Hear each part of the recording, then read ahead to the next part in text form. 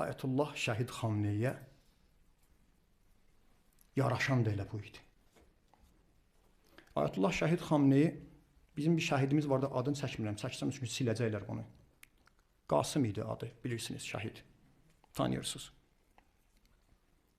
O şəhid olanda bir söz dedi. Bir düşmənlər bilsinlər. Şəhid Qasım axırı diri Qasımdan daha çox təhlükəli, daha da çox güclüdür. Ayətullah Şəhid Xamneyi də görəcəksiniz. Şəhadəti ilə elə bir ruhiyyə verib. Elə bir ruhiyyə verib ki, onun şəhidliyi diriliyindən də daha uca olacaq.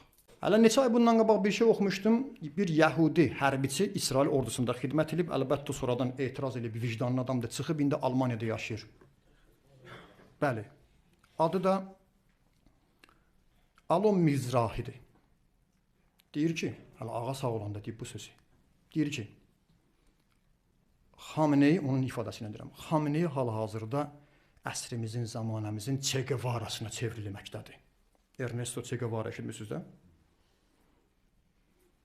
Baxarsınız, vaxt gələcəkdə həmin bu qərbdə olan cavanlar geyindiyi köynəklər onun şəklini vuracaqlar. Həqiqətən yaraşırdı. Ağaya yaraşmırdı, ağa yorğan döşəkdə ölsün. Naxçıvanla bağlı soruşursunuz. Bu hadisə çox acı hadisədir. Deyəcəyəm niyə. Amma əvvəldə bunu deyim. Müharibə başlayanda bəziləri sevinirdi. Qonşunun evi odtub yanırsa, ona sevinməməlisən. Ağlı olan buna sevinməz. Molladan, İrandan xoşu gəlməyən, orada olan insanlar bombalananda ona sevinməz. Onun nəticəsi budur. Hətta deyərdim ki, Ayətullah Xamneyi, Allah ona rəhmət eləsin, onun ölümünün, itkisinin, şəhadətinin acı nəticəsidir bugün Azərbaycanın da boyunda bilmədən ya bilə-bilə iştirakçı olmasıdır.